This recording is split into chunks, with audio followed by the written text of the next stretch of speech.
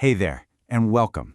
If you're looking to write code that's not just working, but is actually clean, efficient, and way smarter, you are in exactly the right place. Today, we're going to dive deep into one of the most important ideas in all of programming, subroutines. So, here's what we're going to cover. First, we'll look at a super common coding trap, just repeating yourself over and over. Then, we'll introduce the awesome solution, subroutines. We'll break down the two main flavors, procedures and functions, put them head to head, and then wrap up with a quick-fire recap of everything you'll need for your exams. Ready? Let's do it. Okay, first things first, let's talk about a problem that I guarantee every single person learning to code runs into. I call it the copy and paste nightmare. You know how it is, right? You write this great little bit of code that does something cool. Maybe it greets a user, and it works perfectly. So you need it again later. You copy and paste it. Then you need it a third time. Copy, paste, and before you know it, your beautiful program is just littered with the exact same blocks of code. And yeah, that's where the trouble really starts. Because what happens when you find a mistake or you just want to change how it works? Well, now you have to go on a scavenger hunt and find every single copy.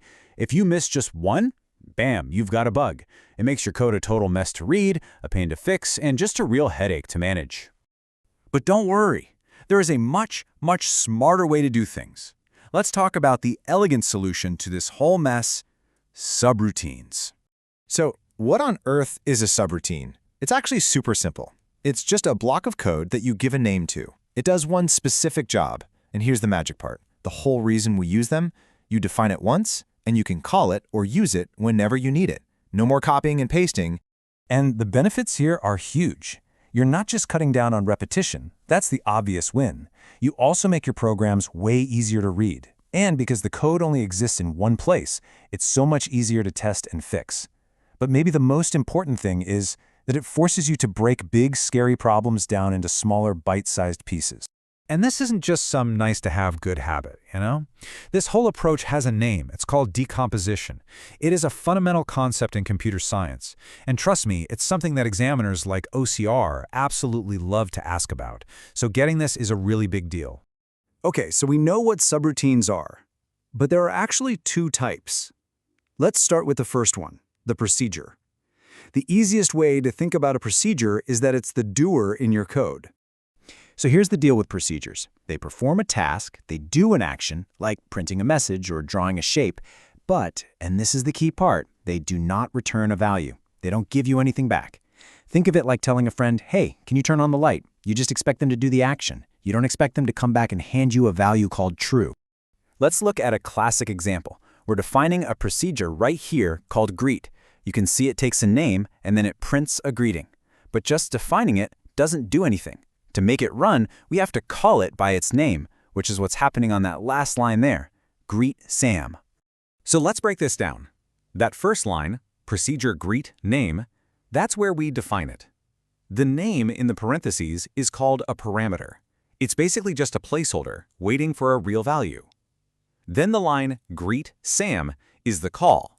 That's the command that actually makes the code run. And when it runs, the value Sam, which we call the argument, gets passed into that name parameter. Make sense? All right, time for our second type of subroutine, which is just as important but has a totally different job. Meet the function. If the procedure is the doer, then the function is the calculator. And here is the absolute game changer. A function also performs a task, sure, but its whole purpose is to figure something out, to calculate a value, and then, critically, return that value. It sends a result back to whatever part of the code asked for it. Check this out. We've got a function called squared. It takes in a number, it calculates the square of that number, and then, you see that keyword, return. It sends the answer back. That answer is then caught and stored in our variable called result. Let's follow the data step by step. First, we call the function with square root of 5. Inside the function, the math happens. 5 squared becomes 25. Then that all-important return keyword acts like a messenger, sending the value 25 back out of the function. And finally, that value gets assigned to our result variable. Without return, it's not a function. Okay, we've met the two contenders, now it's time for the showdown. Let's put procedures and functions side by side so the differences are totally crystal clear. This table says it all. Let's ask the big questions. Does it return a value? For a procedure, That's a hard no. For a function, it's a definite yes. It has to. Does it use the return keyword? Nope, not for procedures, but for functions, it's essential. Which leads us to what they're used for. Procedures are for actions, for doing stuff. Functions are for calculations, for getting a result back. Look, if you forget everything else from today, please remember this one thing. It's the simplest way to get it right. A procedure does something, a function gives you something back. That's it. That's the core difference. All right, let's switch gears. Exam mode, activated. Let's boil this all down to the absolute must-know facts you need to have locked and loaded for any test. Okay, rapid fire time. Here are the non-negotiables. 1. Subroutines are how we do decomposition. 2. Procedures do not return values. 3. Functions must return a value. 4. Parameters are the placeholders in the definition. 5. Arguments are the real values in the call. And 6. Nothing happens. None of this code runs until you actually call the subroutine. And now for the flip side. Let's talk about the common traps people fall into so you can avoid them. Number 1, forgetting to write return in a function. It happens all the time. 2, trying to return something from a procedure. You can't do it. 3, mixing up your terms, confusing parameters with arguments. And 4, thinking a subroutine just magically runs by itself. It won't. It needs to be called.